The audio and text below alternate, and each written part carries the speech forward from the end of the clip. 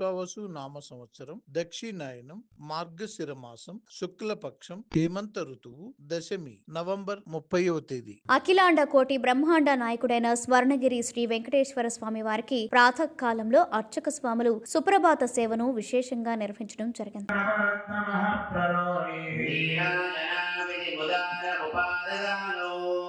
శ్రీ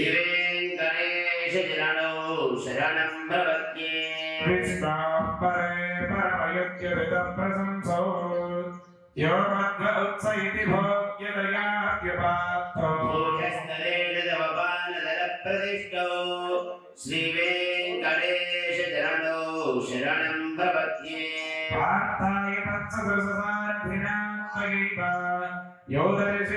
సుప్రభాత సేవ అనంతరం శ్రీ మహాలక్ష్మి అమ్మవారు 33 కోట్ల దేవతలు కొలువు తీరినట్టి గోపృష్ఠ దర్శనాన్ని చేయించడం జరిగింది.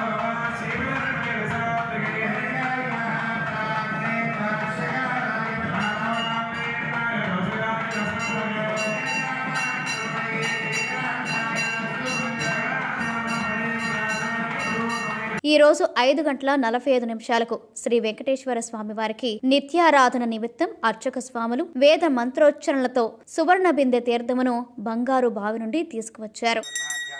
ధ్యానం సమర్పయామి, ఆవాహయామి, ఆసనం సమర్పయామి, హరిద్రాది కుంకుమాది సర్వోపచారార్థే నమస్కారం సమర్పయామి.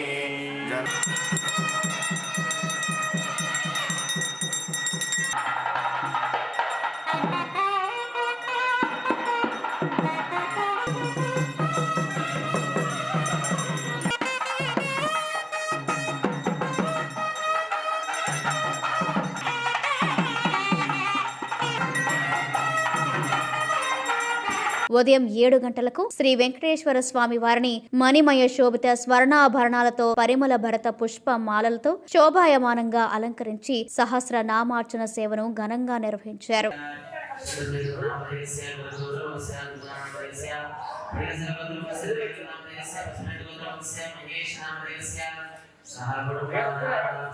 స్వర్ణగిరి శ్రీ వెంకటేశ్వర స్వామి దివ్య క్షేత్రంలో లోక కళ్యాణం కోసం అర్చక స్వాములు శ్రీ సుదర్శన నారసింహ హవనంను నిర్వహించారు.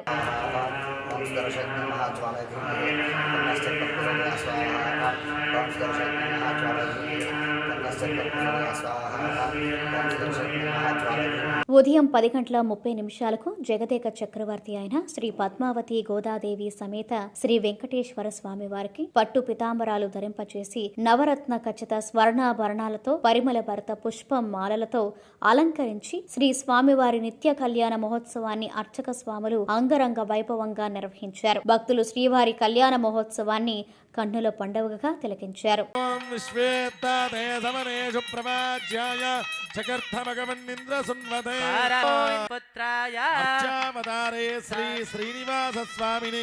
శాశ్వతే సహస్రమండలే ఆధార్ శక్తి శ్రీ వరాహ సౌమ్య గంధర్వ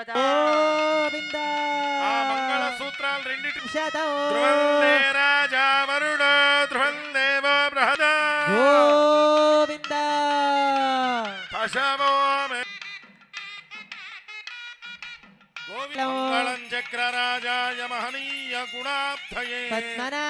ప్రతిరోజు స్వర్ణగిరి దివ్యక్షేత్రంలో అఖిలాండ కోటి బ్రహ్మాండ నాయకుడి అన్నప్రసాద వితరణలో భాగంగా ఈ రోజు సుమారు 5,000 మందికి పైగా భక్తులు నిత్యాన్న ప్రసాదాన్ని స్వీకరించారు.